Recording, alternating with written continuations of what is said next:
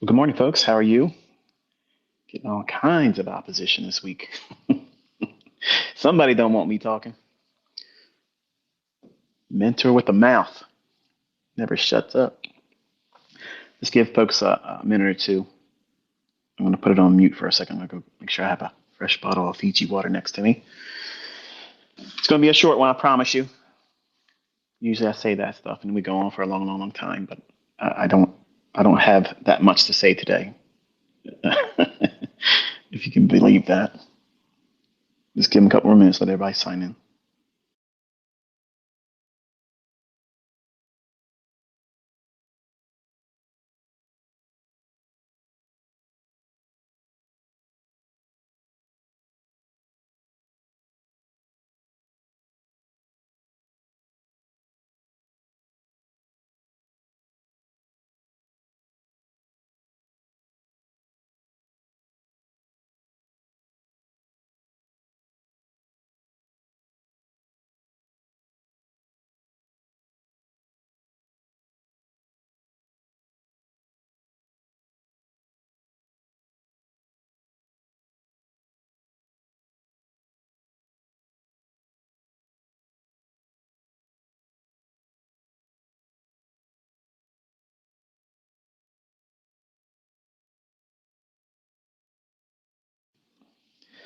All righty. So it is Saturday, and obviously we had a pretty crazy technical week in the markets, and other things transpired. And I'm going to give you a couple things to consider and ponder over this weekend as we go into a new trading week and how they may impact you. What am I doing? What have I done? Um, I'm actually going to refer to something I don't make a habit of doing because I rarely ever have any kind of regrets. But I do have a regret, and we'll get into that in a moment. But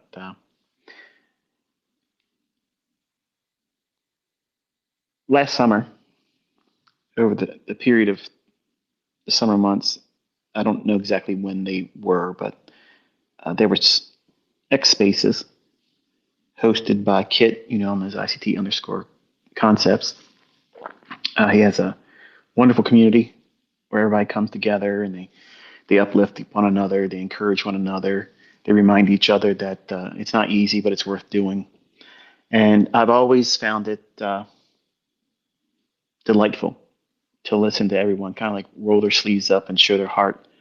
And sometimes through tears and sometimes through, making fun of yourself just to relax and realize that, it's a process. It's not easy to do what we do as traders, and all the more difficult in this present, age of corruption, manipulations, all kinds of geopolitical things. And that's why I constantly remind all of you, if you just recently started learning how to do this and you press through it and you find consistent profitability, you have done the most in terms of all of trading history. All of trading history, you chose to do this at the most difficult time to do it. So don't let it discourage you, and don't have such a high hope of expecting to do it very easily, very quickly. Just go out there and start making lots of money real fast. So it's important for me as an educator, as a mentor, as someone that's done it, um, to remind you that it is not going to be easy right now. It's going to be very challenging. The markets are going to be, well, you're going to have the rug pulled out from underneath you, the roof blown off.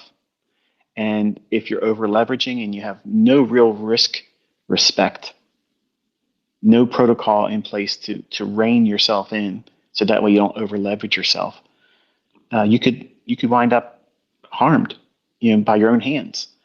And you can blame the market, you can blame this, that, and the other thing, but ultimately no one puts you in that risk but you.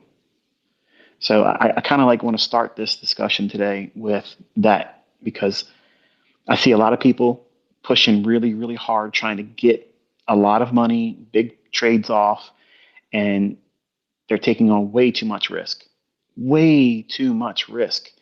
And how fast these markets are moving around, the volatility is like snap, snap. You're in there already, 100 handles in the index markets. In literally seconds, the markets like silver and gold are moving hundreds of points. Like that's a dream come true for someone like myself that started in the 90s. Like we never imagined that there'd be a day like you're seeing today. And you can have your head cleanly removed from your shoulders just with a static price bounce here and there that would in a normal market condition when the volatility is not so extreme, it would just be like probably 4 or 5 points. But it's so exaggerated now. They know that there's a fevered pitch for people to get out there and trade and buy and buy and buy and buy and buy. So they keep extrapolating the measure of volatility. And that's not buying and selling pressure. That's them controlling the price and widening the disparity between where the market was moments ago to where they want to take it next. And if you don't appreciate that measure of risk, you're doing it absolutely wrong. And you're asking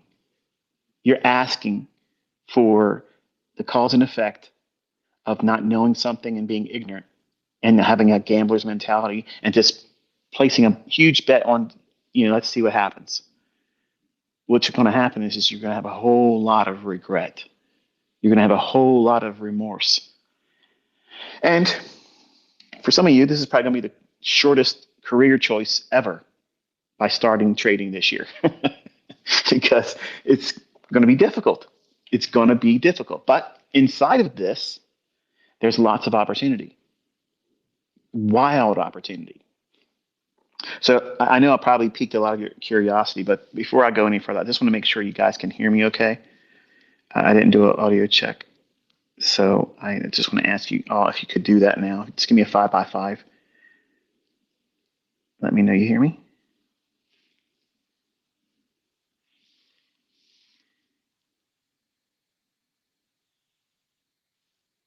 Just looking for a couple of them to let me know you guys can hear me fine. Thank you, Short Fuse. Thank you, Adam. All right, so if you recall, over the summer, Kit was hosting his normal trader roundup and whatnot. Now, I think some of them were kind of like piggybacking on an X space that I may have done, but they're not always like that. He runs his own community, he does his own thing. But sometimes, not all the time, but sometimes he would follow up, and he might do that today. And I'm actually encouraging him to do that today, actually, because I'm going to leave you with a couple questions. And I'd like to hear what all of you that are willing to share that, not just in a post back to me. I want to hear your voice. I want to hear your concerns. I want to hear the lack of concern if that's what you have. Like I want to put a voice behind the sentiment in response to the questions I'm going to pose today. But over the summer, I was telling everybody that gold and silver were going to go up, and I've been telling you for years that these things were to go up. I said it emphatically in 2019. I said it emphatically all throughout 2020, and here we are. Okay, and there wasn't many people out there saying that. And now people always said, buy gold, buy silver, it's an investment, it's real money, this and that. I'm not talking about that. I'm talking about people calling an extrapolated run up, a mega trade type thing. And I guess if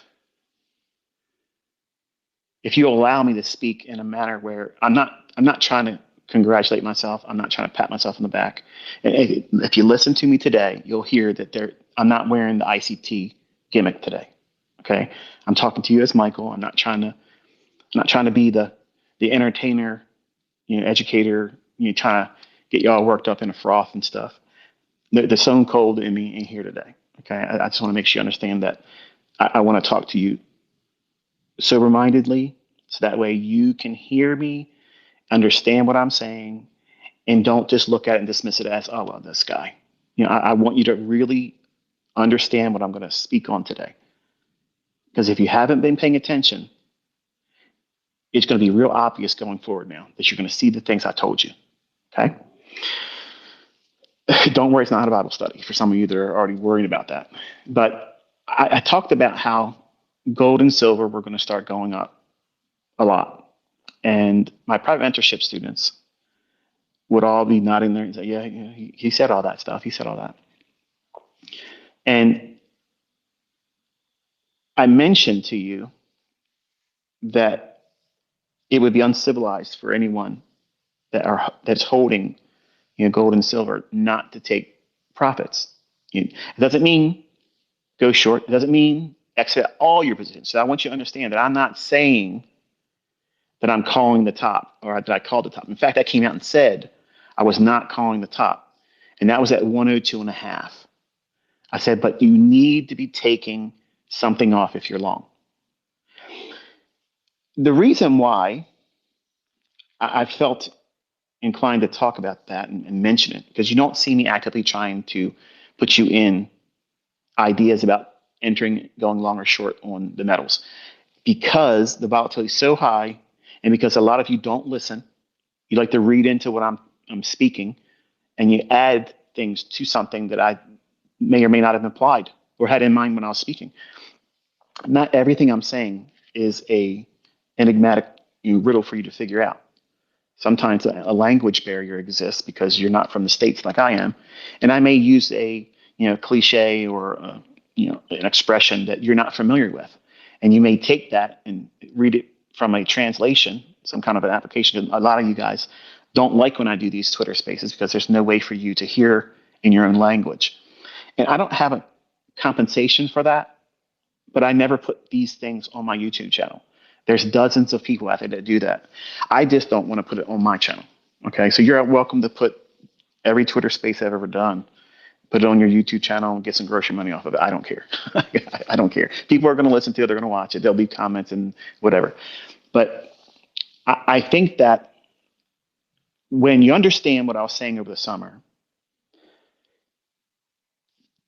the metal markets, while they are going to go up because there's a rush for a gold-backed currency, the BRICS nations have had this in mind. They've been working aggressively to try to do that, to unseat the dollar as the global reserve currency. And I don't think they're resting at all in that regard. I think that that's still very much underway. And our dollar is essentially toilet paper. Like there's really no value behind it anymore. We used to use oil as a way of propping it up, and we went over to Desert Storm, did all that stuff to control oil. We're down there in Venezuela taking their oil, and selling it, which I gotta tell you, I don't know how else to see that as we shouldn't be doing that. As a nation, we should not be doing that. That's theft. What would happen if Russia and China said, yeah, we don't like the governor of Texas, and we're not real fond of Trump, so we're just going to go down to Texas and just, we're just going to start selling the oil that Texas pumps out and Alaska pumps out. So, we're going to do it for the benefit of the Texans and Alaskans and for the American people. It doesn't sit well, and it's, to me, that's a big warning sign. And I got to remind all of you that I have never voted. I'm not a Republican. I'm not a Democrat. I'm not anything, because I know that bird has a right wing and a left wing. And it's not a bird that I want to fly with. Like I don't believe either side is doing what's best for our country. And if you haven't been paying attention, just look around. Just look around, and the things that are happening globally, UK, Ireland, all these things are migrating here. They're happening here. And because this movement by the BRICS nations, they have a gold-backed currency, that in effect would absolutely make the uh, the position that's been afforded to the dollar, the greenback, as a reserve currency. What what interest, what advantage would any nations have in doing business globally with our dollar if they can do it with a currency that's backed by gold? Because ours is no longer backed by gold. When Nixon took off the gold standard, you know, what's the currency worth then? Nothing. It's an illusion. We were promised that we were going to see an audit in Fort Knox to see how much gold's there. Isn't that interesting how that just went away? Like, what's going on? Like, where's the gold? I'm not convinced there's anything in there. And if there is, it's probably 14 karat plated. That's how because everything that's been going on since 2001, I have been looking at these things critically. And because I am a person that speculates in the marketplace, I take that information and I translate into how they would utilize that in the markets. How could they manipulate the viewpoints of the average person on the street and then cause some kind of a capitulation in the marketplace where the majority wouldn't expect it? And that creates opportunity. Before I subscribed to the idea that the markets are algorithmic, that's the mindset I had. It was always constantly, who's gonna get screwed over next. And I think that largely still is what goes on algorithmically. It's just done more efficiently. And just so you guys know, I know a lot of you are requesting to speak. I'm not Kit. Like, I'm not going to have a conversation with any of you on my space because number one, it won't let me get through the content I want to speak on. But you're welcome if he has a space after this one. You can say whatever you want to say. I'll hear you, whether you agree or disagree, or if whatever you want to say about it, I will be listening to it. But I don't want to have a conversation with anybody one-on-one in my space because I like to have the things that are on my mind. And because I don't have anything written down, I want to have the continuity just come out organically. But I think that if we were to shift to a gold-backed dollar, if we went back on that as a gold standard, that would crush the movement of the BRICS nation. At least in the near term, it would make it, well, why bother? Because now let's go back to using the dollar because there's so much structure in place. Then here it is. Let's just resume this, and we won't completely abandon the BRICS nations idea, but it will just be an alternative if the dollar doesn't do, or the American government and its presidency and leadership and whatnot, if they don't follow through, then we can still use an alternative. But isn't it interesting that, instead of tariffs and instead of all the things that we're being, forced to do, pay, because we as the American people, we're paying the tariff. China's not paying it. All the other countries, they're not paying it. You are. And we're already illegally taxed more than we should. We pay tax on everything. And the morons in Virginia that voted for this nutcase that came out in the first week of her career, signs into legislation that there's going to be all kinds of things that's going to raise up taxation. Like, what are you talking about? I'm reading things about how states want to include a bicycle tax. If you want to ride your bicycle, you have to pay a tax every year to do that. Eventually, what's going to happen is you're going to be paying an oxygen tax just to breathe. But they don't own that. They don't own the air. I'm telling you, I said it a couple years ago, the next big control thing is going to be water. Fresh drinking water. They already created a contract for it. It's sitting just dormant. But they're moving towards that. And I talked about how 15-minute smart cities were the thing. That's the next thing you'd be watching for. Well, if you follow me, you saw that I put a little period so you can watch a video that I saw, and we talked about that a year and a half ago. We talked about a year and a half ago. And now look what's happening. You can't travel as you want more than this many miles, or then you're going to start being taxed. About 10 years ago, when I started seeing all of the intersections in my state have all these little cameras up, I thought to myself, this is a really good idea. Because if you think about it, 90% of car accidents occur in intersections. So to me, it would make it easy for us as a victim of an accident that we didn't have any calls in, we were a victim of. Someone runs a red light, someone does an illegal turn, something like that. Those cameras are recording everything. So I thought to myself, wow, how convenient. Like, they're doing a service for us.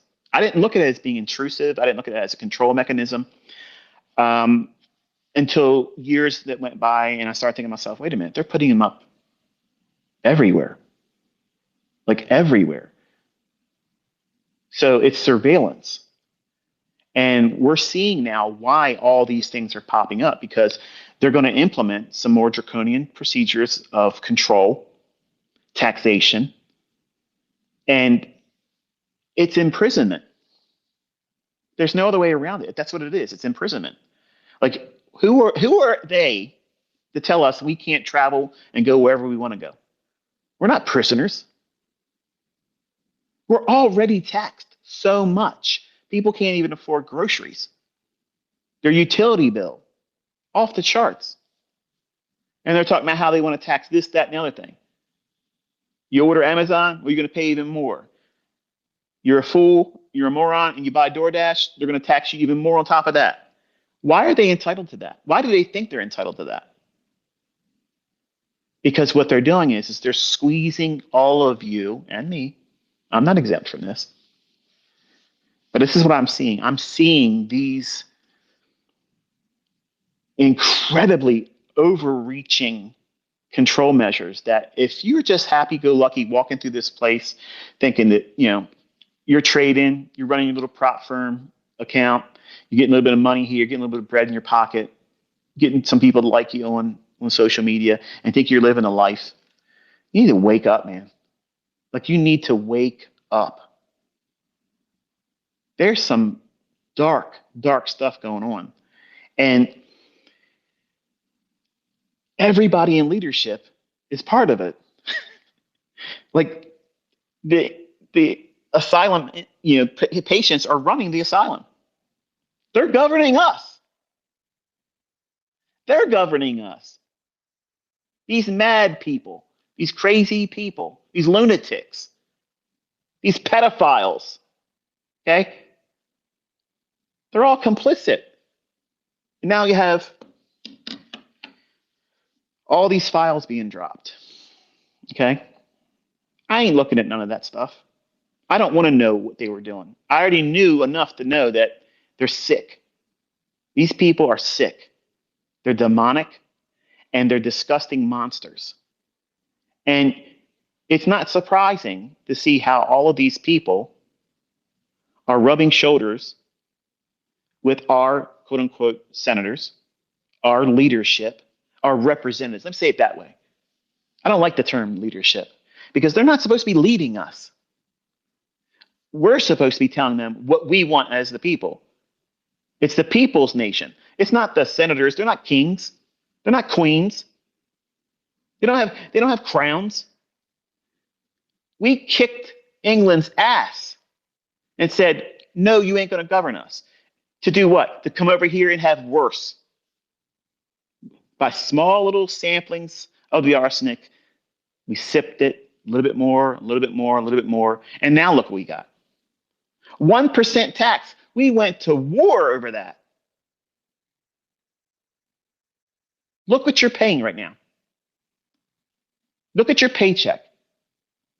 Look what you have to spend to get anything while spending what you got left over. and they're taxing you more. They're preparing even more. And they're going to say that you can't do this, that, and the other thing. All of these fires, they're direct energy weapons because they want that property. They want that real estate. They want that. That's what they want to do in Gaza. That's what they want that for. That's what they want it for. The same thing they did over there in Hawaii, the same thing they did in Southern California. That's what's going on. If they burn it all out, they come in, buy it up on the cheap, pennies on the dollar, and they put in smart cities. Well, that's interesting. That's interesting. Why would they want to do that? Well, you might want to research that. Look into it. It's all part of Agenda 2030. We only have a few years left before we get to 2030, folks. Things are going to ramp up extremely fast. And if you're not paying attention, you may be shocked of all the things that's starting to pop up.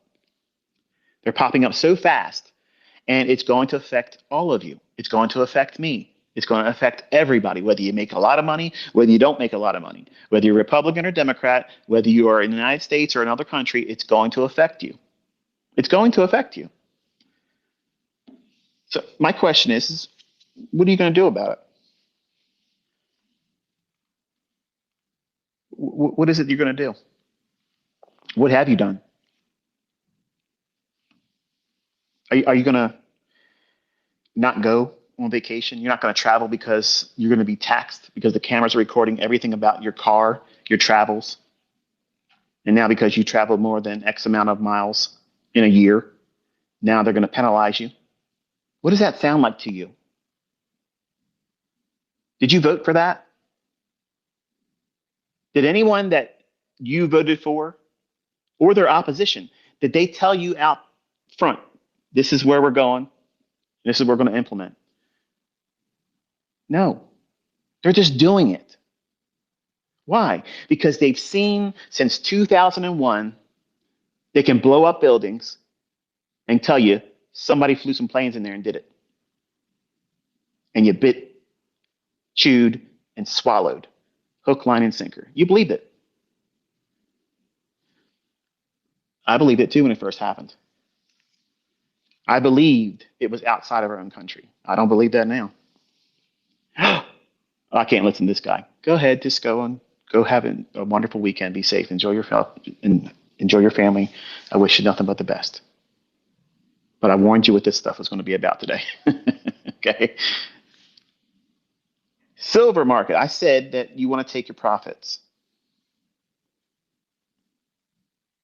because they don't have enough of it. They don't have enough of it. It's what happened when in the 80s, two brothers got together and they cornered the silver market. And when it came to realization that there wasn't enough silver to come to delivery, collapse. Now, right now, there is a fundamental, real need, a real supply and demand factor for silver.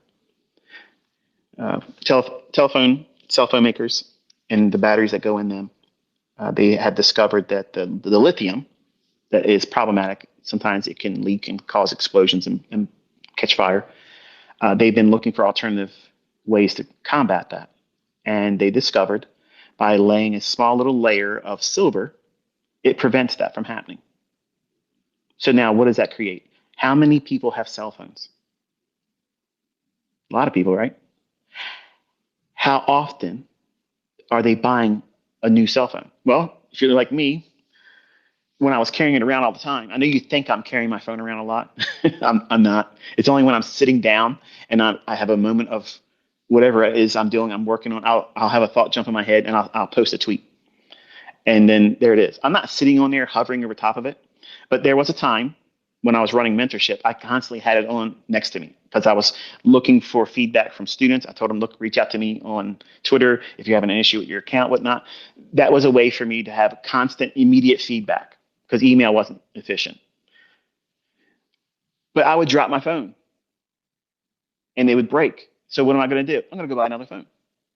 How many phones have you bought in the last 3 years? In the last 5 years?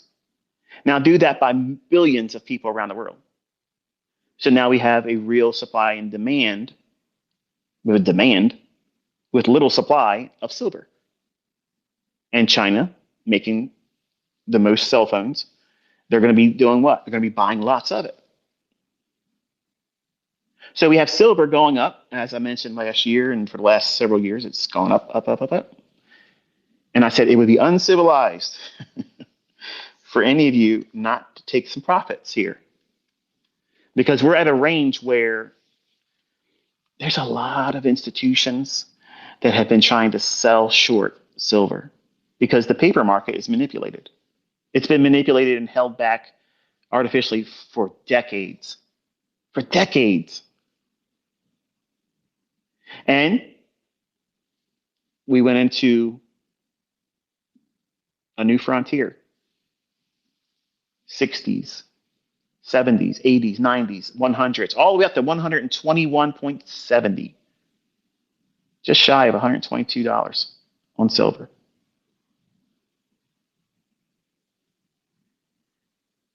Now, they're going to tell you it's because Trump picked a new Fed chairman that's hawkish, not so dovish.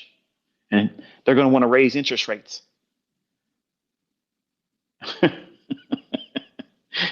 I promise you this, if you haven't learned anything, when they come out and tell you this is the reason why this is happening, that's not the reason why it's happening. That's not what it is. That's the excuse they want everybody to get on social media and talk about and say, oh, yeah, this, that, that thing, because most people are lazy. Most people listening to me are going to just listen to what I'm saying. And if you like me as a person, if you like me as a mentor teaching, you just believe everything I say. And I don't want you to do that. I want you to look at the things I say and see if there's evidence to support my opinion, because that's what it is. It's an opinion. Don't believe anything you hear. Investigate it yourself. Look at it. Be an independent, critical thinker. Don't adopt somebody else's opinion, especially mine. When I was younger, I thought I knew everything, and I didn't know anything at all. But because I could make money, I thought I was smart. I was not smart. And I still don't think of myself as highly superior intellectually. I'm no smarter than anyone else. But I've been paying attention since 2001, and the things that have been transpiring, not only in our own country, but everywhere else, it's marching to this one centralization of global governance. And how can they wrestle and wrangle everybody's participation? Well, it has to be by force, because there's going to be people like me, maybe some of you, that we're just not going to be willing to submit to these types of things. I'm not going to do it. I'm just simply not going to do it. I'm not. So I'm not going to conform to it. The bottom line is we have a constitution here. Okay. And your country may or may not have something similar to that. But here in the United States, we have a constitution. We have a Bill of Rights. And they have dumbed down our society here, where most of these individuals don't even know what the Constitution says or what the Bill of Rights gives them in terms of protections. They don't know it. They don't know their rights. They don't know what's going on right now is an infringement on those rights. And that's what they've been doing. They've been slowly diluting the gene pool and allowing them to feel like they're social justice warrior, getting out there, standing, get out there and make a stand.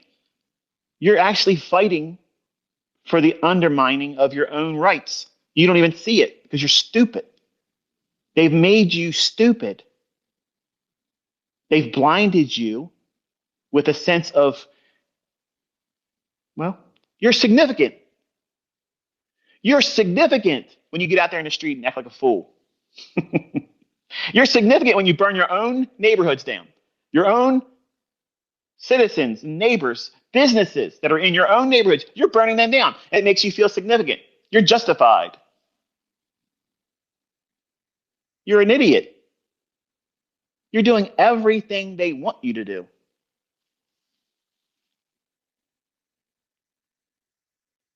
And when silver climbs up, 120, they got a perfect excuse why they're going to do the rug pull. Because they don't have the silver to deliver that. They don't have it. What happens if silver is at these inflated prices? Because lots of purchases have been made and delivery is expected. In other words, the people that want to buy it, large conglomerates like Samsung and other cell phone companies that make the batteries that go in them, they need the silver. They need it. So when they're buying the contracts, they're not buying it to profit. They're buying it because they want to take delivery of it. There's a difference. Okay. So imagine if the market was trading at next to the close of the contract month. We don't have a January contract. Okay.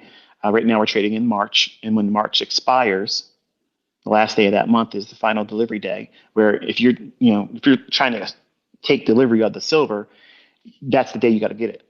And then we roll over to May. We're in an area where they have to get control over this thing, because if they don't have the silver to deliver it, these exchanges like the COMEX, they do things like this. And it's not widely known, okay? But this is what really goes on.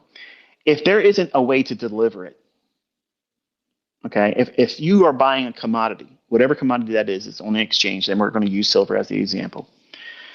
If there is no commodity or supply to deliver to those individuals that want to actually receive it, they bought the contract, they assumed the responsibility and risks of it, all the risk of holding that contract and the fluctuations in price.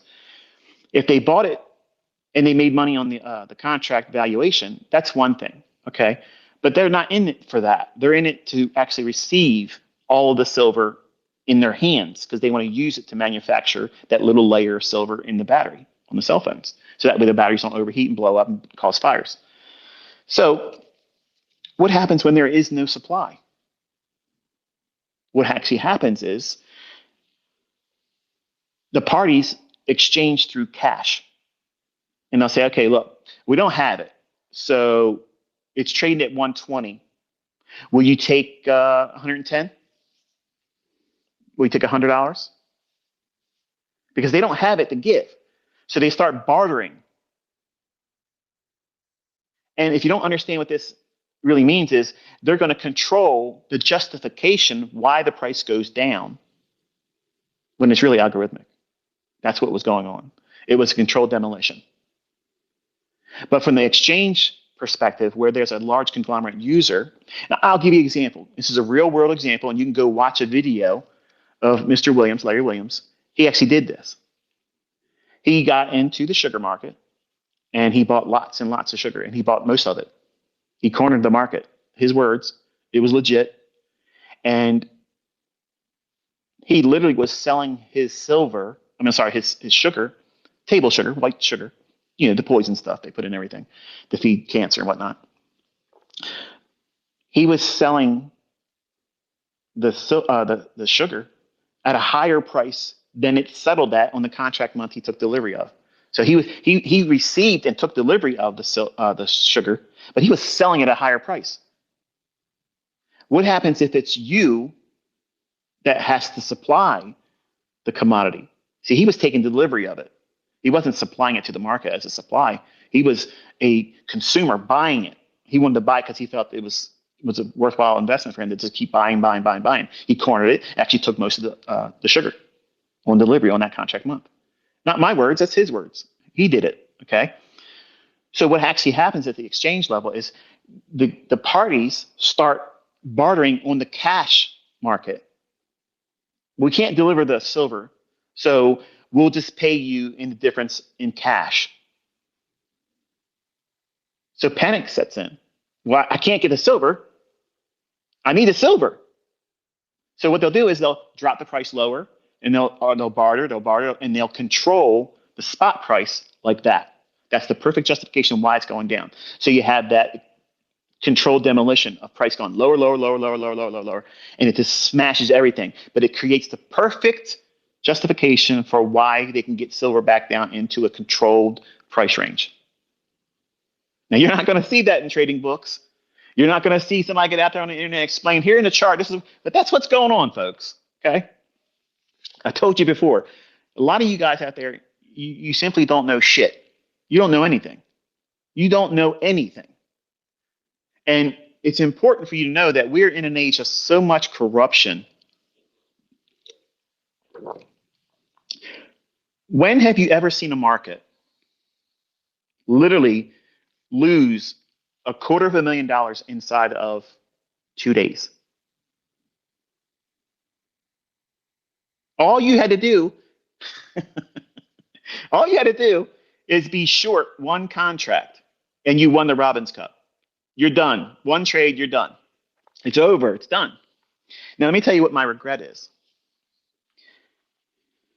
Thursday, I was thinking to myself, I got an unction. Okay, and I told you that if you were watching my other channel, you've heard me talk about this. So I promise you, I'm going to respect the atheists in here. I'm not going to talk about the things that I could talk about out of respect for you. Okay, because this is not the venue for that. But just so you know, I got an unction on Thursday. It was like a strong intuition, like a strong tug inside of me that I should have bought a lot of 85 put options on silver. And it was nagging at me. And I was like, nah, I'm not gonna do it. And man, I've been asked all the time, have I ever regretted not buying Bitcoin? Hell no. That's the beast system. I'm not going to do anything with that. I won't care. I don't care what it does. I will never, ever, ever, ever, ever trade crypto. Never. Absolutely not. I've never regretted not buying that. I do regret not buying 85 puts because they were dirt cheap. Dirt cheap. And on Monday, they're going to be ridiculous. I could have made millions of dollars just over a weekend and not lose any sleep over it. So that's one regret. I can't look back and say, I regret I missed that move. I don't have any missed move regrets. I have regrets of not managing the trade or getting out when I should have, or holding too much of a position and getting hurt. Those types of regrets, obviously, that comes with anybody. But I've never regretted missing a move. But I did miss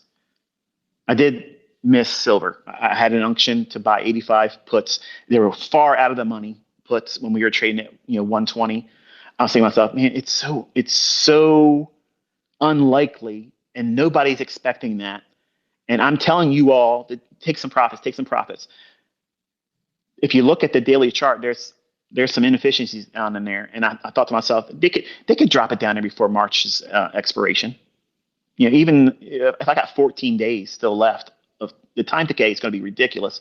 But still, if they're going to pull against the people that are long, that would be a wonderful way of doing it. Now, am I saying I saw them dropping that much? No, I just said it to you. I was expecting it to come down some, but not to see them do it all in one 24-hour span of time.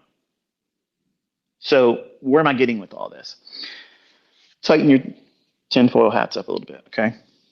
We are at a time where they don't give a rip what you understand about them anymore. They literally just dropped all those files. There it is. And everybody is in it. What are you going to do about it? Nothing. You're going to talk about it on social media. You're going to say they're disgusting, whatever. And the whole time they're doing things and having oligarchs that were not elected influencing the outcomes of how our countries are ran, what we can do as the people, what limitations are placed on us. We don't vote for these things, but it's all happening. They're making a mockery of everything. Every sanctified thing from marriage to governance to representation and overreach. They're doing it, and they're shoving it down your throats and saying, what are you going to do about it? What are you going to do about it? What can you do about it? Nothing. So what? You're going to stand out there on the side of the road with some signs and say, oh, this, that, and the only thing. They don't care. They don't care. They don't care. They're doing whatever they want to do. This is their world. This is their world. We are all vermin to them. We need to be exterminated. And if they can profit off us or use us like batteries, that's what the Matrix is showing you. That's what they do. They use us as a consumable commodity. And once we use up our usefulness, we're discarded. And you need to be paying attention because it's coming fast, really, really fast. And what's that mean? It means that we're going to start seeing crazy levels of manipulation in the marketplace where I told you, what happens if they take it away from us? See, that was a controlled demolition. It wasn't a sudden just, it's gone. It dropped 20 full handles in silver. That would be a lot. But what happens when you start seeing that? What happens when you're in the market and you start looking at your little squiggly 1 minute, 15-second charts or whatever it is you're looking at, looking for an ICT PD array, and all of a sudden, price ain't updating anymore because it's off the chart, lower. The whole price axis on the right-hand side doesn't reflect it because it's off the chart down there. What are you going to do? You're going to start sleeping good at night with that? You're going to feel empowered? You're going to feel like it's time to start doing 15 contracts because your prop firm says you can? Or is your ass going to clam up like that and think, oh no? Because we are in the last bastion of free enterprise, folks. We are in the perfect business. There's nothing better than trading. There's absolutely nothing better than speculation with a model that's consistent and you have control over your emotions and psychology and you're not wigging out over everything. There's nothing better than this. And you think with all the stuff that they're doing all around the world, you honestly think that they're not going to come for this too? It's coming. That day of reckoning is coming. The closer we get to 2030, they have to have all these things in place. They've sworn to a agenda that this has to happen. They need this in place, which makes me wonder, why is it that year? What's so special about that year? Think about that. Why does everything have to be in place by that year? And why is all the nations around the world walking in lockstep with it? You may think you're listening to your leaders that you voted for, and you think they're not part of that. Look around. Look closely. You will start seeing them doing that. They don't care who sees it now. They only have a little bit of time. They're going to still do everything they're going to do, and they're going to do it roughshod. And it's going to affect the markets. That's my point. That's my point. It's going to start causing moves in the marketplace that are going to be wildly extreme, exaggerated, and no one's talking about this. And I warned you about this 2 summers ago. I said, think about this now. Think. What are you going to do if you can't trade? What are you going to do? What alternative do you have? Now, some of you are going to be like, well, maximum pessimism. It's going to kick in like, well, at that point, I don't care, bro. This is all I got left. That's not true. That's not true. But you need to be thinking what you can do, what kind of other hustle you can do Don't be sitting back just assuming that trading is going to be like, I'll give you a perfect example. There's lots of influencers right now that are making lots and lots of money. These prop firms are making lots and lots of money. But what do you think is going to happen when the market caves in and becomes next to impossible to trade? Or I know it doesn't seem likely, but what happens if they just say you're no longer allowed to do it unless you're a professional? You know, that little thing you have to do every year with your brokerage firm? You have to sign a form and do it every single year. Are you a professional or a non-professional? You don't see it coming, but it's going to be able to say, you're not a professional, so you can't participate. Oops. But my optimal trade entry. But my zircon model. So what? You're going to do it their way, or you're not going to do it at all. See, right now, everybody's just making their money, getting paid out. They're getting little affiliate commissions, buying out cars, buying stupid stuff, completely oblivious to what's coming. But I promise you, these same people are going to be on their live streams crying with real tears, complaining about, dude, who would have known? Like, who could have saw this coming? You all know. And I'm not saying this so you can mock them later on, but I'm telling you, they're all going to feel stupid. Because there's going to come a day, real soon, that these same influencers that are making hand over fist, and the folks, let me explain something to you. You add up all the influencers out there, all of them, and all their affiliate marketing, all that stuff, they don't come close to me. Period. So I'm not looking at any of them with envy. I could care less. They're finally getting a little bit of money. Okay, a little bit of money. A couple million here, a couple million there, that's nothing. When their meal ticket is done, they will be nothing again. And it's going to come down on them like a weight. And it's going to smother them. And they're going to take themselves to their live streams and they're going to be crying to you because they're not going to be able to wrestle with, they can't do it anymore. People aren't going to be paying for these prop firms because the market will not be afforded to them. The positions will be too astronomical in terms of risk. You can't see this, but I see it coming. I see it coming. Now, there's a lot of you that are going to say, you know, this is wild. Like this he's nuts. Okay. You're welcome to that opinion. You're welcome to that opinion. And if you get on, if Kit does a space and you think that that's what this is, I'll listen to you. I'll probably laugh at you and I ain't going to ridicule you. I ain't going to troll you. You're entitled to believe that. But who else was saying you better take some of that money before silver dropped $200,000+ a contract? I said this in every major move, and I'm behind a paywall with a legion of people that can come out and say he's lying. I did it in Bitcoin. I did it in all the other commodity markets, in currencies, in the dollar index. For 30+ years, I've been doing this stuff, folks. And I'm going to tell you something, okay? And I need you to really listen to this.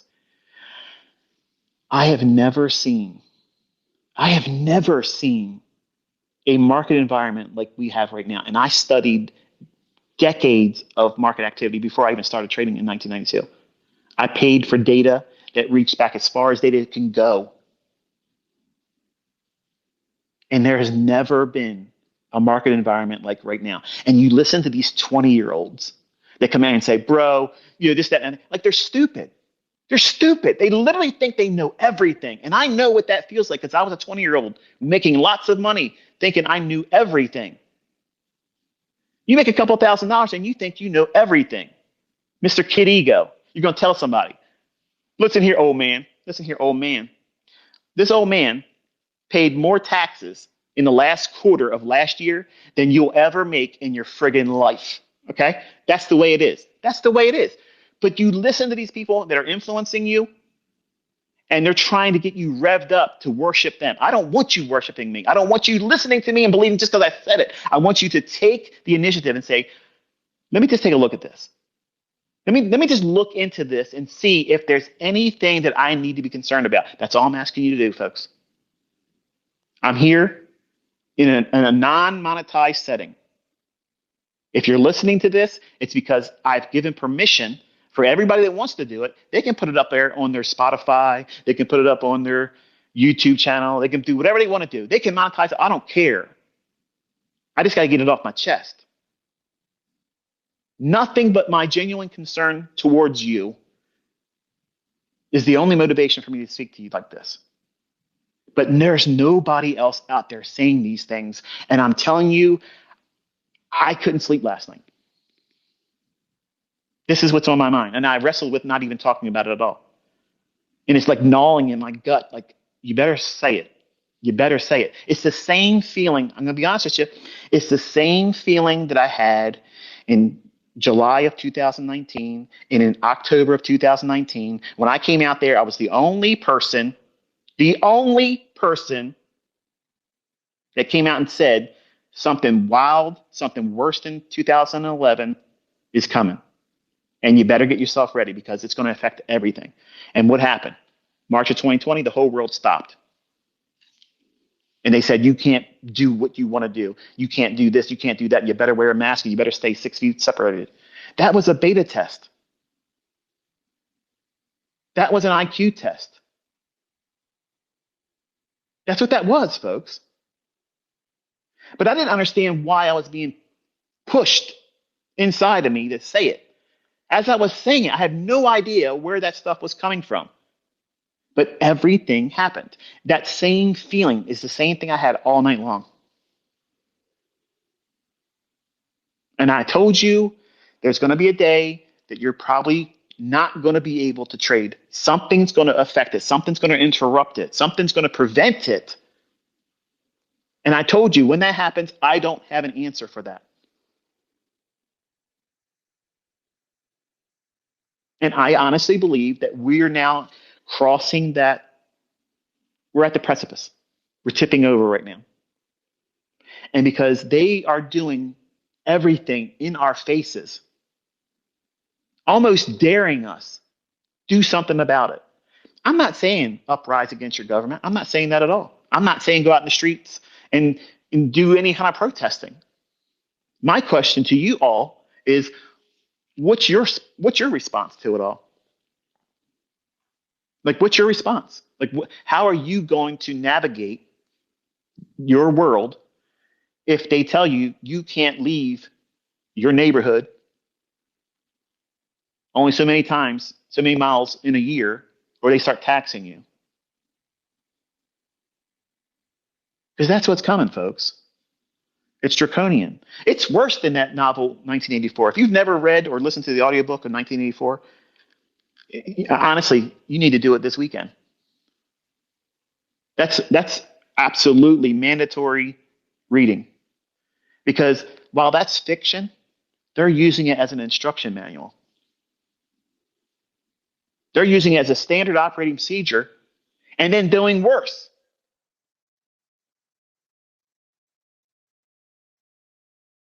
We have midterms coming up in November. I'm going to be honest with you. I don't know. I don't know, man. I think what they're creating is, right now it's cold. And those people up there in Minnesota, majority of them are being paid to be there. It's already proven. It's already been proven. I know you guys, some of you people are just, you're respecting me as the mentor, so you don't say really what you want to say. And you don't believe what I just said. You believe that they're organic. These are people, these are homegrown people. They're just fed up with the government. They're fed up with ICE. They're fed up with this. Listen, I'm not defending ICE. I'm not defending Trump. I'm not vilifying them. I don't have a horse in that race. I just know what this really is. They want you and I to pick a tribe. They want us to pick a side.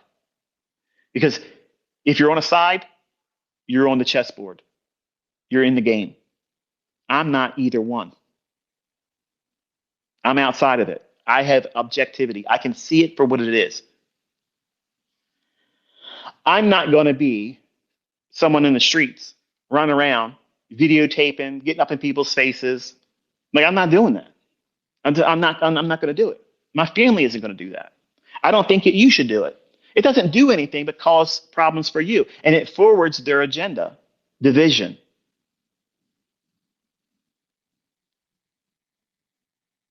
My opinion, my solution is don't comply. Just don't comply. Don't make a spectacle of yourself so that way you're going to be made an example, because that's what they're looking for. They want to crush any form of opposition. Regardless of what. Okay, let's play devil's advocate for a moment. Okay, let's say that what I think's happening happens this summer. It's really, really cold up there. People are getting paid $12,000 a week by billionaires all around the world to do what they're doing. I don't care if you don't believe me. Do the research. It's readily available, and they're not even hiding it anymore. They know people are so divided. They're so bent out of shape and they're struggling financially. Look how expensive things are. You don't have a skill set. You didn't go to college or you dropped out. You are not highly motivated. You don't have a business. And you have low self-esteem. And someone says, I'll pay you $12,000 a week to go act a fool. Oh, I'll do that. Sure, yes. Who wouldn't do that? As a younger teenager, I might have considered doing that. And I'm going to be real honest. As a younger teenager, Michael, I may have done that. There was a time when I was just being a punk. And I may have done something like that. But because of my age and my maturity, I can't imagine doing that now. Even if I wasn't in the position I'm in life right now, I can't imagine doing that because it just goes against everything on who I am as my character. I'm not that type of person. And I see what's going on is a form of division. And I expected it during Biden, but I saw it coming in Obama. I said, we're going to start seeing military in the streets. My kids looked at me like, you're crazy. My wife even told me, like, okay, listen, you've never been political. Where is this coming from? I said, I don't even know. But I'm telling you, we're going to see the military in the street. He gets in office. He starts making a move on the smelters. That means the people that are manufacturing ammunition. And I ramped up buying guns. And I started really building my collection then. If you don't own a firearm, I think you should have one. It's your right to have one. Okay? And even if I lived in another country where it's not so quote unquote legal, I'd have one. I would. I don't care. It'd be buried somewhere in a hollow of a tree somewhere. It's going to be where I can get to it. There's going to be a day coming where they're going to say you can't do something, and you're going to be met with a choice. Is that in your best interest? Is that best for your safety and security? And I know what my decisions are going to be. I know what my family's decisions are going to be. But we're not going to get out there and act a fool and be part of the tribe mentality. You against us against you. Because that's what these billionaires around the world, these Luciferians, okay, that's what they are. That's who runs the algorithm. That's who put it all together. That's what they're doing. Everything is ran algorithmically. And they're trying to run us the same way. But we are organic. We have free will. We have a decision-making mechanism that says, you know what? Yeah, I'm not going to do that. There's no override for that. So how they force that on us? Control. That's why they tax us. If they can print money and give it to other countries in the United States, just blow millions and billions of dollars every single week, they're just throwing money around, then we're overtaxed and we don't need to pay taxes. So why are they taxing us? For control. You don't listen to us, you don't pay your property tax, we'll take your home. Trump said, I want lower housing costs. Now he gets in this term, I don't want prices to go down, I want them to go higher. What What is that? Nobody can afford the homes now. Nobody can afford the interest rates on the mortgages right now. And who's suffering? The people that aren't making any more money, but their home values are going up. Wow, if I was selling my house and other people could afford it, that'd be a wonderful thing. But now what are you expected to do? You're expected to pay the state rent through property taxes. And if you don't pay that property tax we call rent, your home that you own, that you already paid for, and you paid taxes when you purchased it, we're going to take your home. We're going to give you a year to pay that money back because that's a mafia shakedown. And we're going to give somebody an opportunity to hold a lien, a tax lien against that property for the amount owed in taxes for 1 year. And if you don't pay it, they get your house for what they paid for in that tax lien, plus the fees. That's a tax lien certificate. And you don't think that they're doing that to most people? They're securing a lot of properties like that. The people that are involved in the government, they do that. The lists are so hard to get. Yeah, there's lists out there that people can do it. And I've done all that stuff. The point is, the best properties, the best things, the government's doing that. And now you have BlackRock going around for the last decade or so, accumulating all these houses. And now the guy from BlackRock, he's now the leader, the president of the World Economic Forum. And the new Fed chairman that Trump just tapped the shoulder of, look into where he's from. You're worried about he's hawkish, he's dovish. No. He's from the Bilderbergers. He's World Economic Forum. He's part of the club. Dude, it's checkmate. Okay, that's where we're at. That's what's coming. Like, they are going to put serious stuff in motion. And when the weather breaks and the weather's a little bit nicer, they won't have to pay so much to get people out there. And other people are going to want to be out there because they're struggling even more. And when the fair weather protesters come out, and they're in every state, it's going to be crazy. And what is everybody going to want to have happen? Because I already hear some of my neighbors saying it. Man, if they start doing that around our houses, I hope they lock us down, put us in martial law, and clean up everything. What did you just say? What did you just say? You just said, institute martial law, take away my liberties and my freedoms, and take away my constitutional right and my Bill of Rights away from me, and curfew me. They're creating the problem because they already had the solution in mind: martial law. And a lot of you young guys out there and young gals, you just don't see it coming. You hear an old man talking. That's all you hear. You hear somebody talking and you don't see any relevance to you. You're just trying to get your bread. You're just trying to get your bread, bro. Fools. Fools. You have no idea what's coming. Completely oblivious. Only worried about the right now, today. Have no idea what's coming down the pike. They're bringing in people from other countries to destabilize Western culture, civilized nations that don't have these problems, and now they're destabilizing them. There's a faction, a division, you versus us versus you, when it was never there before. We got past all the white versus the black.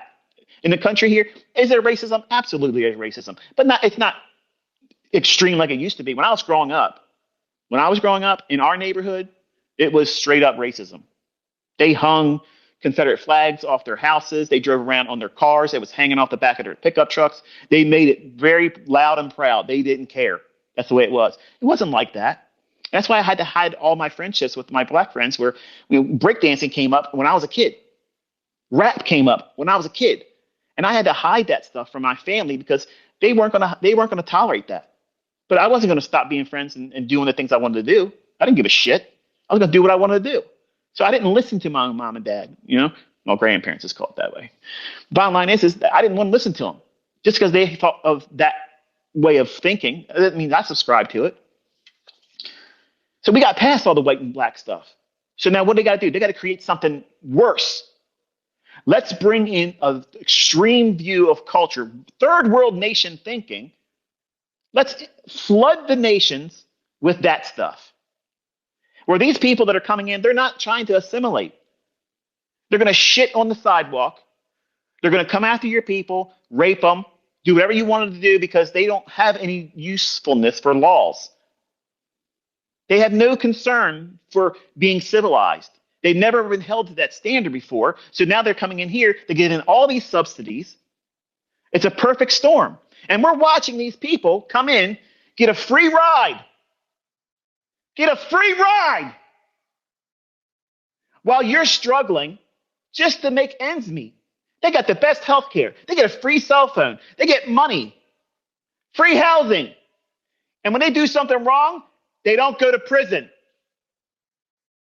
You drive too fast, 5 miles an hour over the speed limit, they're going to screw your ass to the wall.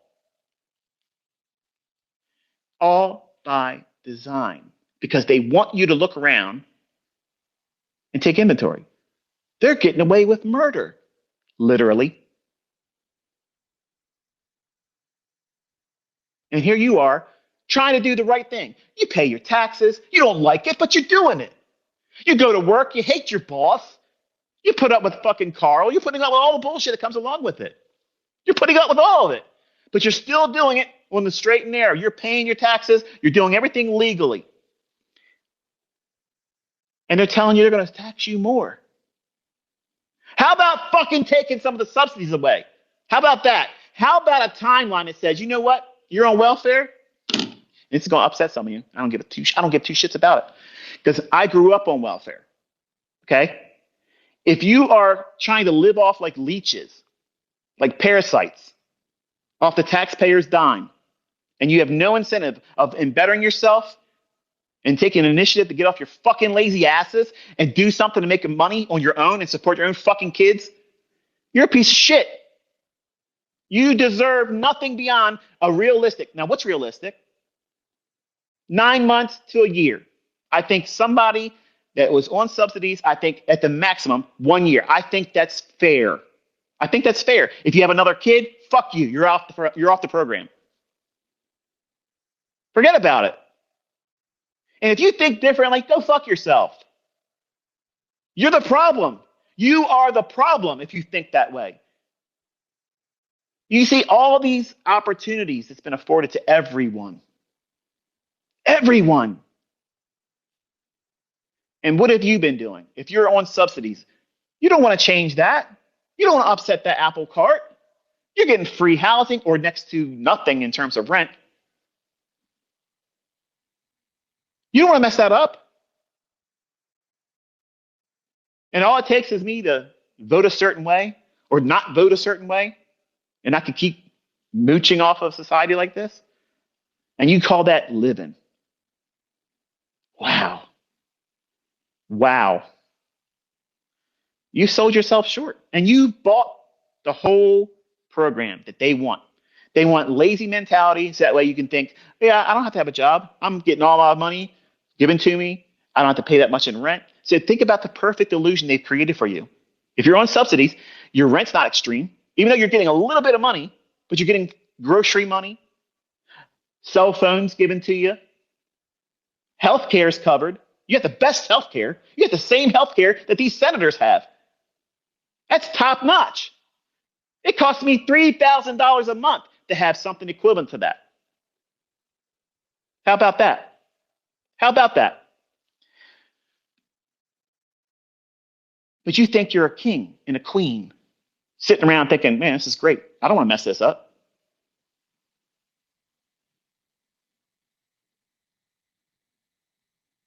But you're watching live streamers proving that they can make millions of dollars a year. And they ain't got to be on welfare. They ain't got to ask for a subsidy. They ain't got to worry about if they want to have more kids, can they get another tax credit for their kid? They ain't got to worry about hiding their father or their children in the household, but claiming they don't know where he's at. It ain't black folks that's doing this too. It's everybody. White, Indian, Chinese. Everybody knows that it's a free-for-all over here, and they've been piling them in. The stuff that they found in Minnesota, that's going on in every fucking state. Every state! It's been going on a long time. Long time. Decades of it.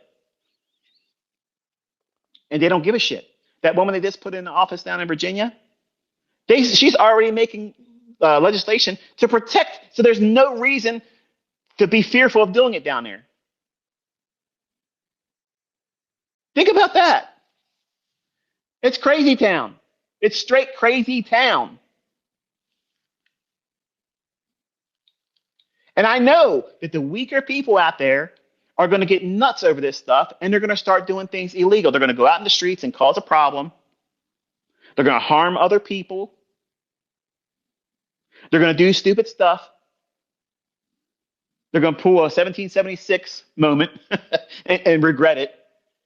And regret it. They have things you're going to see this summer. Okay, I'm going to tell you right now, here's what's going to happen. You're going to start seeing the things that they have in place where they've used in other countries on other people. They have these devices where they're literally able to basically microwave you standing in the spot you're at right now. It's so much pain. It feels like you're being microwaved. It feels like you're standing on the surface of the sun. That's the kind of stuff they're going to be putting on people. Okay? They want you to understand. And the clearest way of doing that is letting people get so upset they go into the streets. And then they will use these devices on them. And if you're contemplating joining that kind of stuff, either side of the war, whatever tribe or side you pick, it's the losing side, folks. You're not going to change anything. The outcome is what they want. You're just pawns. You're going to be used for the movement to keep it going. And the end result is lockdown. That's what it is. It's martial law, complete and utter control. You better do it this way. You better do it that way. And when we go to a digital currency, you can't buy or sell unless it's approved. What are you going to do then? What are you going to do? Because that's what they're marshaling us into. They're just corralling us smaller into the fence. And everybody's distracted by those people are the problem. It's our governments and the asinine things that they're trying to implement. That their overlords, which are Luciferians, they're perpetuating these things. And you're going to see them boldly doing things in the marketplace. That's going to be crazy. Crazy. And they don't care what your opinion of it is. They don't care. They don't care. They're going to manipulate the market so bad, so aggressively. They're going to take the last bastion of you being able to do whatever you want to do and how you want to live, because there's nothing else left, folks. Real estate used to be hot, used to be great. It's not as easy to do it anymore. There isn't a lot of people out there that have lots of money that want to buy homes with the interest rates they have right now. Most people can't even afford their home right now. They've been moving other members of their their family into their homes just to make their ends meet. I support other members because they can't keep up with their bills. And I have to listen to family members, the husbands of my family members, cry to me, say that they can't support their own family and they feel less of a man. Like, I get it. Like, I get it. I understand that. I'm the one dishing it out. I'm not complaining about it, but I see it firsthand in my own family tree.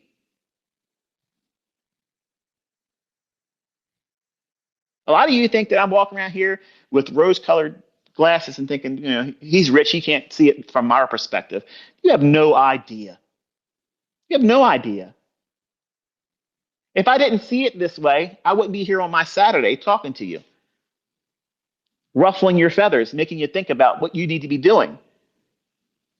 And I'm aware I don't have the answers for it.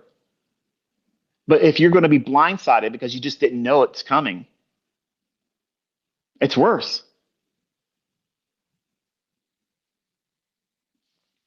I get a lot of people all the time, in the comment section, and I'm certainly going to get, comments sent to me on my YouTube channel in whatever video they can leave a comment on. And they'll say, if you think that there's a way out of this because of the way you believe, then why buy stuff? Why stock up our house? Why get food? Why get water? Why get extra oil filters and oil for your cars? That way you can do your own oil changes. Because I don't know everything, folks. I know a lot of you really think that I have some superior intellect and I'm not a genius. Like I'm not that smart. But I know what I see coming, and the same unction I had in 2016 when I told you Trump was going to get elected, and I'm going to watch and see what's going on. I want you to think about something. I am going to go back on my word here and say something because I want you to understand something. In Daniel, there's a verse that talks about how this person is going to come on the scene. He's going to have so much influence over everything and everyone, and he's going to be lawless. He's going to do whatever he wants to do. He's not going to care what anybody says, and he's already a rich person, and he's described as a stout man, and he's unlike anybody else before him. Okay, so he's a different kind of a person, and his wealth, he's amassed this wealth because he believed in the God of fortresses. And if you do a little research on that, it's the equivalent of building buildings or real estate. And I'll let you connect the dots on what you think about that. But there's something going on right now that people need to be aware of. Okay? And it's not just a local backyard type thing. It's something global. Global. And if you can't see it, to me, that's astonishing. And if you haven't made your house ready, that means, start living your life beyond just what you can afford and spend money on for the likes of someone else that you don't even ever meet. When you see that little heart underneath people's posts on X, mine included, what are you really clicking that for? When I click it, I want the people to know that I felt what they posted was either funny, it was entertaining, it made me smile, or they may be reaching out because they just want someone just give me a moment with you because I have respect for you. Do you see me? Do you see me talking to you? Because I don't ever see you talk to me. And I know sometimes people just want to have a connection like that. And I'll put a little heart on it. That's not for you to go out there and say, ICT, Michael, he replied to me with a heart and make a big to-do about it. That makes me uncomfortable because I'm just a person. I'm not a celebrity. I'm not special. Okay. So it kind of ruins the whole thing when you do that. That's why I don't like to do a lot of the things that you want me to do in this relationship between mentor, influencer, and someone that's interested in the person being that individual, namely me. But when you press that heart button or that like, what are you hoping to get out of that? So I'm going to tell you from the perspective of an influencer, someone that's got a large following. There's a lot of people out there that will do pretty much anything to get to where I'm at because I can sell my name, I can do affiliate marketing, and I could be making millions of dollars every single month. And I turn them all down. No one has an affiliate with me because I don't want to be owned by anyone. I'm not an employee. I don't want anybody having control over me. God has control over me, but that's it. And sometimes I wrestle with him and I have to repent and just like I'm going to be done with this. I said words I didn't want to say when I first started. But when I'm emotionally attached to a lot of you because I know beyond just your screen name. I know a lot of you. Now, I haven't had dinner with you, but I've heard your life story. You've communicated with me over a number of years. You've kept in touch with me. I've seen your face. I've seen videos where you literally sat down with me with your family, weeping and telling me that you've gained a measure of lifestyle, struggling through what you learned from me, and now you've attained something. And your family's proud of you. You're proud of yourself. I'm proud of you. I have a connection with a lot of you. Okay. And those things are not, you're not of you that don't know that or don't see those things. You're not entitled to that. That's my reward. You didn't do anything to earn those testimonies. That's just for me. Me, my wife, and my children, we get to watch these people share their life with us in a safe way where they feel comforted that I'm not going to go out there and blast them out there and say, look at this is what they did. I have so many other successful students that just don't want to be in the limelight. They don't want to be out there as a spectacle. But for the people that want to be like that, and when you're aspiring to do those types of things, when you're liking my posts or liking other people's posts, take a moment and think about, why are you doing that? What's the motivation behind that? What are you hoping that you'll gain from doing it? What's the return on that investment of you pushing that little button? What's going on? I'm going to tell you from this side of the influencer, okay? 90%, if not more. I've often thought about doing this, but it just feels, I don't know. I wouldn't be received the right way, but I've always thought about how I could go on my YouTube channel and go into the comment section, because you can comment on my videos. You see your comment, but you don't see anybody else's comment. But I see everyone's comment. I see everybody's comment. I read every single one of them. And I do it 2 times a day. I'll do it in the morning. Once I get caught up, I'll go through and I'll read them. And then before I go to bed, I usually go through them again.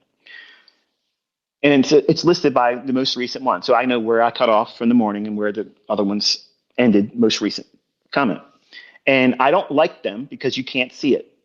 It has to be allowed to be posted to the channel. And sometimes YouTube lets 1 or 2 comments get through. I don't let them comment. I don't let those comments go on there. But there's one on the most recent live stream I did. One comment, it's this little flame the guy's doing like it's fire, right? I didn't authorize that. Like I didn't allow that there, but it's there. Okay. So when I take that away, don't be offended. I just want to be continuously doing the same thing. I didn't put that there for other people to like it, but other people are liking it too. But my question is what do you think my opinion of all of you are when you like my post? Because this is what I see. As an influencer, I want to know if you resonate with what I'm doing. I am not looking for you to puff me up and worship me. Every other influencer out there wants that. Some of them are my students, and I get it. But I want you to understand this. If you're not content with your own success and you need other people to fluff you up because of likes, because of talking about you, what's it really going to take for you to be content with success? If you're making millions of dollars, and some of you are, and you're still out there looking for validation, why? Why are you doing that?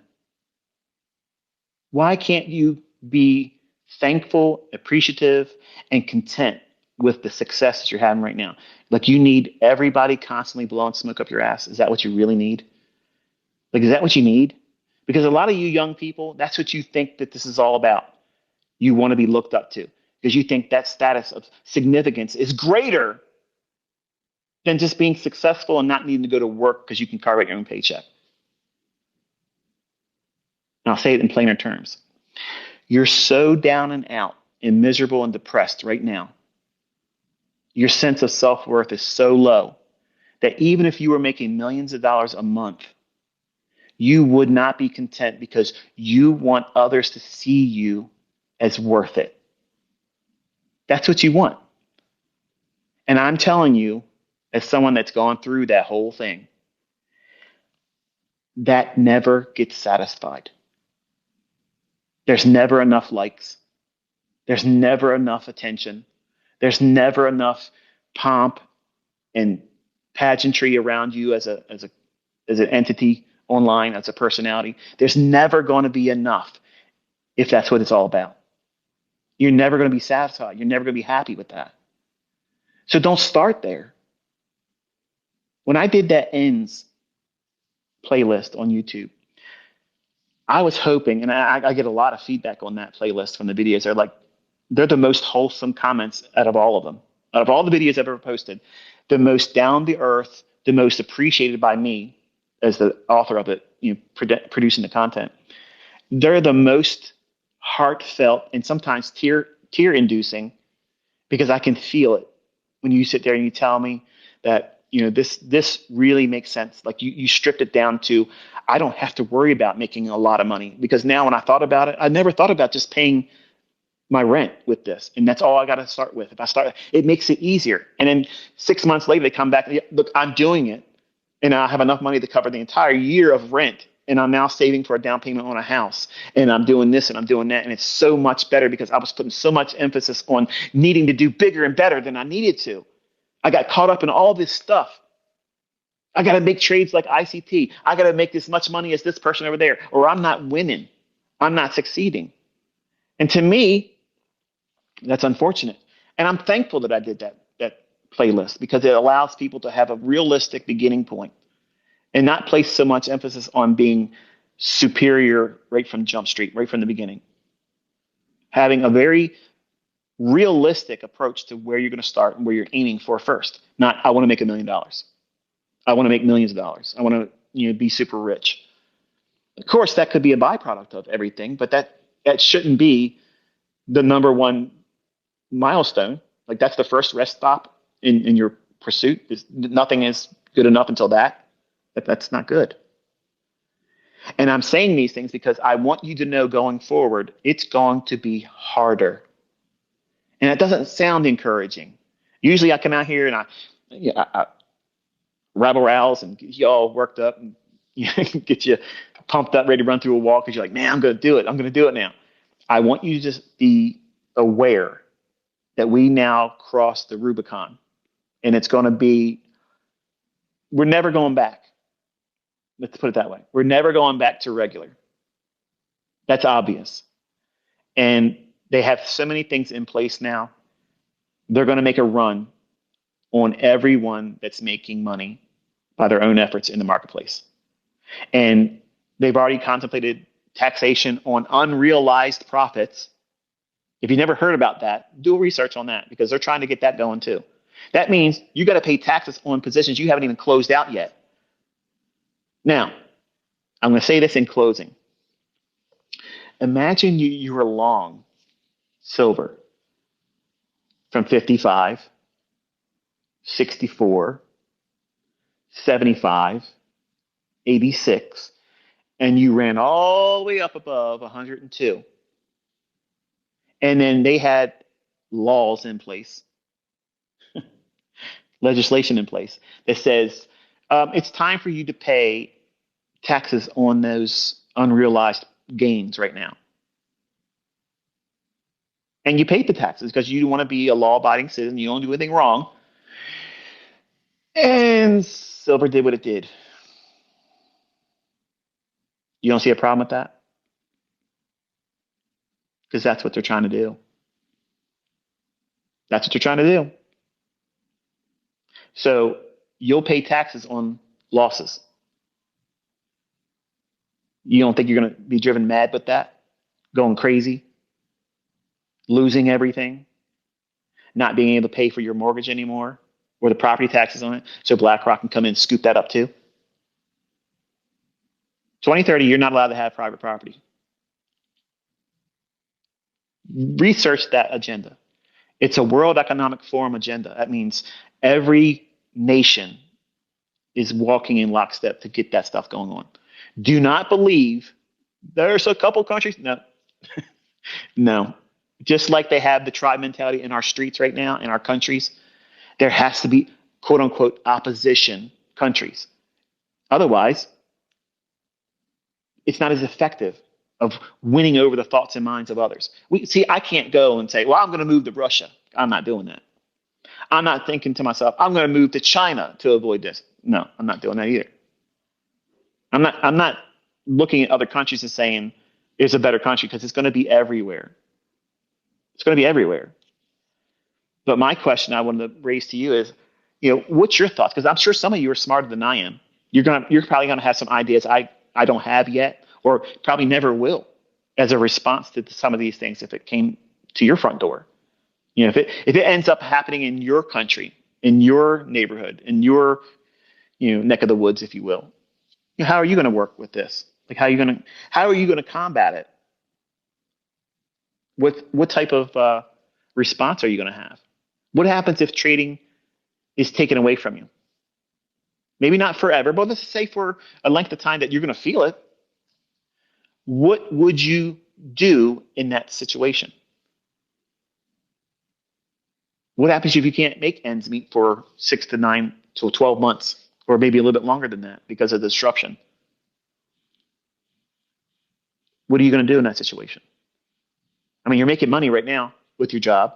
You're making money with your trading. You're making money with your affiliate codes. Wonderful. I'm thankful. And I hope in Jesus' name that you have more of that. But what happens if it gets disrupted for a length of time? Do you have enough in your house that will keep you sustained for up to a year? If not, why not? Because it doesn't seem reasonable. There's too many other things that's more fun to share on the internet. Look at this car I just got. Let me just unveil my car. Look at this. Put some hearts underneath my post. Let me get some engagements. Here's the watch I just spent too much money on. Here's the shoes I just spent too much money on. Here's a Pokemon fucking card that I just spent way too much money on. That's where we're at, folks. What's those things? What were they called? Oh, it's escaping me. Help me, Lord. NFT? NFT, I think it was. I don't know. Something. These pictures, and people were stupidly buying these things, like it was a signed Babe Ruth card. I was telling my sons, I'm like, I remember when you guys used to be in Yu-Gi-Oh and Pokemon. Like, let me tell you something now. If Caleb would have had every one of his cards still today, there's no telling how much money he could have sold that stuff for. Like, he had binders full of stuff. He had every card. Every other day, he's like, Dad, what can I do around the house to earn some more money so I can get another pack of Yu-Gi-Oh cards? Okay, and he did the same thing with Pokemon. He had binders of these things, binders full of them, and like I don't know anything about them. I have no idea. Okay, but he literally just threw them all away because we moved from home to home and moved around this and that. He just threw them away. He said, "I'm outgrowing them, I'm throwing them away." Now, some of you are probably thinking, "Oh man, you probably got this, that, and that thing." Who knows? But to me, if you don't have your house well prepared for disruption. Okay, what does that mean? You're making money on your affiliate stuff. You're making money off of your trading. You're making money off of your mentorships. Hello. And you're not doing anything to fortify your house for at least 1 year. Non-perishable food, fresh drinking water, filtration systems. If you're on natural gas, get some propane tanks and get a home generator that'll run off grid. So what? You may be in an HOA and you're not allowed to do rain collection. I'd still be doing it. You can bury those things in the ground and set your rain spout up to go right down inside those 50-gallon drums. There's a way to do it, man. There's a way to do all these things. Like I said, there's going to be times when you have a choice. You can follow the rules or you can do what's best for you and your family. And we're getting real close to that right now, everywhere. And you need to have a way to defend yourself. Because what happens when this stuff that's in Minnesota or in other countries and it's marching down the street and they don't think like you think and they don't care how you think they should act and they're going to do whatever they want to do. You have a way to defend yourself. I'm not saying go out there looking for trouble. I'm saying if it comes knocking to your door, what do you have to respond to that? If you don't have something, you might want to take some time to procure that. So why did I have you come in here today and listen to me? Number one, I wanted to tell you that silver was a controlled demolition because they don't have the silver. They don't have it. And it was a big cash grab. It was still algorithmic. You can go and look into price action. It's everything I taught you. I told you to take some profits off the table because it's at the right time. It's the right price. It's the right phase of the whole thing. And it would be uncivilized for you not to have taken some profits. I'm not touching it anymore. I'm not touching it. I'm not touching it anymore because now it's proven it's a rattlesnake. And I don't care if it goes up to 300. I don't care. Because the next time they pull this, it's going to be like Euro and Swissy. 1 second it's here, the next it's not. And I've been saying this, that's what's coming in these markets. That's what's coming in the currency markets. That's what's coming in the index markets. That's what's coming in every asset class. Why isn't your Bitcoin going up? I thought this stuff was, independent. It's the answer to fiat. What's going on? Why didn't it run meteorically up with gold and silver? Think about it. It's not what you said it was. It's not what they pretended it was. It's struggling right now. And this is the time. This is the time. It should be doing everything that it told the world it was going to be. So no. To the guys in 2015 I was talking to, and they were begging me, please, Michael, buy Bitcoin, buy Bitcoin. You're going to be so thankful. No, I'm not. I'm not touching it. And I'm not regretting any of that. I'm not regretting any of that. Gold and silver, it's fine. I'm good. Trust me on that. I'm good. I don't need to worry about that. Okay? But I can tell you this. I'm not touching metals now. Hands off. I'm not touching them. So I know a lot of you want to know what my outcome is, what my expectations are. I have no comment. I said enough to know what my view on it is now. I don't care if it goes up. I don't care if it goes down. If it goes down, it's going to be like, well, I'm glad. I'm glad I'm no longer at risk at this anymore, and I didn't hurt anybody with an expectation on it. I'm telling you, I'm absolutely 100% neutral on metals. Can they go higher? Sure they can. Can they drop? Sure they can. Am I going to tell you what I think is going to happen? No, because I don't want any of you getting hurt. Can you appreciate that? Can you understand why I said what I said there?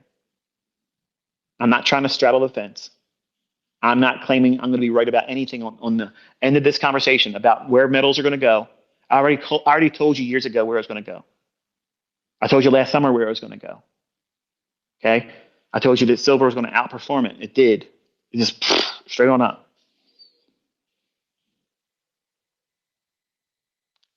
Can you appreciate me talking to you this way? There's no ego here. I'm not trying to sound smart. I'm not trying to say I told you so. I'm not going to tell you what I think is going to happen in metals because I'm going to tell you plainly, I, at this juncture, don't know. Can you appreciate honesty? Can you take it at face value when I'm being honest and telling you, if I don't know something, I'm going to tell you? Can you appreciate that? Because there's sometimes, as I've told you in the past, if I don't know, I'm going to tell you. And that's where we're at right now. We have seen that snake show its fangs. Now you know 100% manipulation's off the charts in the metals. So now they're going to punish everybody. Going to see wild price swings all over the place. Okay? And if you're offside, you can get hurt. So respect that risk. Respect that. Don't think, well, no. Because you're going to be sending me emails like I get all the time.